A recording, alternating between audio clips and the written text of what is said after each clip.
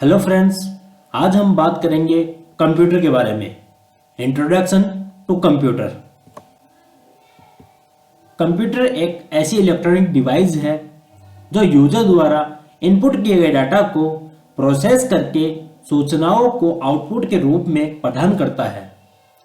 Computer एक electronic device होती है जो यूजर द्वारा, यूजर उसे कहा जाता है जो कंप्यूटर को ऑपरेट करता है, उसे यूजर कहा जाता है। जैसे कि मानव या कोई इंसान कंप्यूटर को चलाता है, उसे यूजर कहा जाएगा।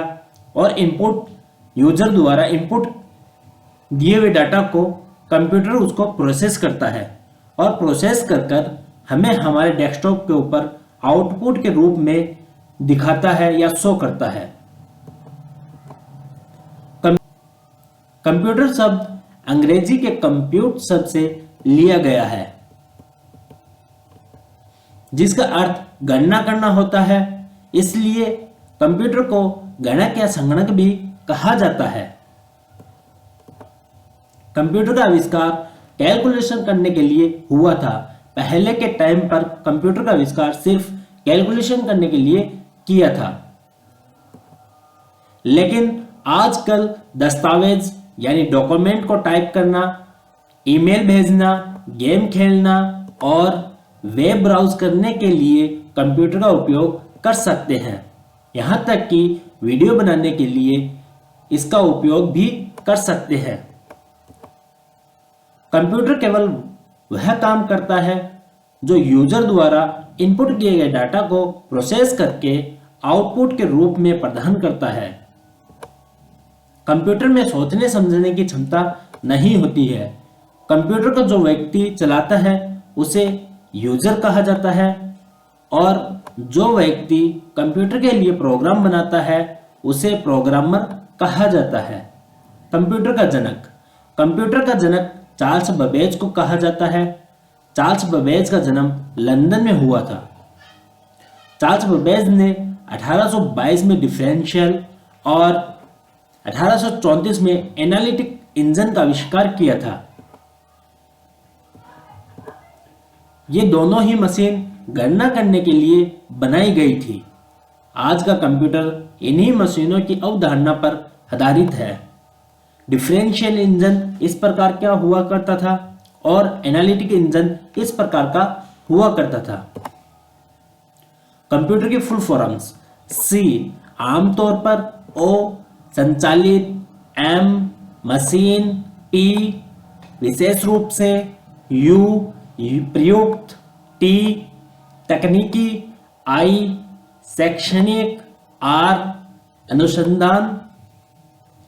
कंप्यूटर की फुल फॉर्म इंग्लिश में: commonly operated machine, particularly used for technical and education research. C commonly, O operated, M machine, P particularly, U used for, T technical, E education, R research. Computer के भागों के नाम: processor, motherboard, memory, hard disk, modem, sound card, monitor, keyboard और mouse. हमारा processor इस प्रकार का होता है। प्रोसेसर को ही सीपीयू कहते हैं और सीपीयू को ही प्रोसेसर कहा जाता है। मदरबोर्ड इस प्रकार का होता है और ये हमारी हार्ड डिस्क होती है। ऐसी हमारी मेमोरी होती है जिसको रैम कहा जाता है और ये हमारे कीबोर्ड और माउस होता है और ये मॉडेम होता है जिससे नेट कनेक्ट किया जाता है और ये साउंड कार्ड होता है जिससे साउंड, वॉइस वगैरह को रिकॉर्ड करना या फिर आउटपुट के रूप में सुनना। कंप्यूटर का विकास या पीढ़ियां: जनरेशन ऑफ कंप्यूटर। पहली पीढ़ी 1942 से 1955, वैक्यूम ट्यूब। प्रथम पीढ़ी के कंप्यूटर में निर्वात नली यानी वैक्यूम ट्यूब का यूज प्रीपर्थ यानी सर्किट बनाने में किया जाता था और मेमोरी के लिए चुंबकीय ड्रम यूज में लिया जाता था। जैसे कि वैक्यूम ट्यूब इस प्रकार की होती थी, जैसे इस तरह की, और चुंबकीय ड्रम्स इस प्रकार का होता था जो कि मेमोरी के लिए यूज किया जाता था। वैक्यूम ट्यूब के यूज की वजह से इन कंप्यूटर से बहुत अधिक गर्मी उत्पन्न होती थी, जो इन कंप्यूटर की बहुत बड़ी प्रॉब्लम थी। यह कंप्यूटर निम्न स्तर यानी लो लेवल भाषा को समझ पाते थे, इसलिए इनको भी कार्य बताने के लिए बाइनरी भाषा काम में ली जाती थी। बाइनरी भाषा सिर्फ दो होती थी, 0 और 1, जो काम में लेने के लिए बहुत मुश्किल थी,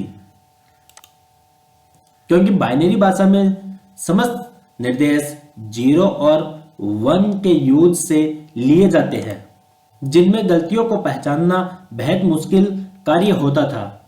यह कंप्यूटर एक समय में एक ही काम कर सकते थे। इनपुट व आउटपुट के लिए पंच कार्ड पर प्रिंट आउट का यूज किया जाता था। प्रथम जनरेशन के कंप्यूटर में प्रोसेसर के रूप में वैक्यूम ट्यूब का इस्तेमाल किया जाता था, जो कि आकार में बहुत बड़ा होता था। यूनिवैक और इनियक प्रथम पीढ़ी के उदाहरण हैं। पंच कार्ड इस टाइप का पंच कार्ड हुआ करते थे, जो पेज के ऊपर पंच कर कर इनको लिखा जाता था। यूनिवैक ऐसी मशीन के द्वारा पंच कार्ड पर लिखने का काम किए जाते थे, जो कि इनेक आउटपुट का उदाहरण होता था। इसके द्वारा पंच कार्ड पर टाइप किया जाता था। Full forms: UNIVAC universal automatic computer, ENIAC electronic numeric integrate and computer. अब बात करेंगे दूसरी पीढ़ी। दूसरी पीढ़ी 1956 से 1965 यानी ट्रांजिस्टर। ये कंप्यूटर प्रथम पीढ़ी की तुलना में तेज होते थे और इनमें निवृत्त नली यानी वैक्यूम ट्यूब के स्थान पर ट्रांजिस्टर का यूज किया जाता था। ट्रांजिस्टर का आविष्कार 12 सितंबर 1958 में हुआ था। इसके प्रयोग के बाद कंप्यूटर की स्पीड पहले से तेज हो गई, परंतु ये कंप्यूटर भी गर्मी उत्पन्न करते थे। इस पीढ़ी के कंप्यूटर में भी इनपुट देने के लिए पंच कार्ड और आउटपुट प्राप्त करने के लिए प्रिंट आउट का ही प्रयोग किया जाता था। लेकिन प्रोग्राम लिखने के लिए बाइनरी भाषा की जगह असेंबली भाषा प्रयोग में लाई जाने लगी। असेंबली भाषा में अंग्रेजी के अक्षरों को कोड के रूप में प्रयोग में लिया जाता था। कोबोल और फोर्टेन भाषाओं का यूज इसी समय किया जाने लगा, जो कि उच्च स्तरीय भाषा के उदाहरण हैं।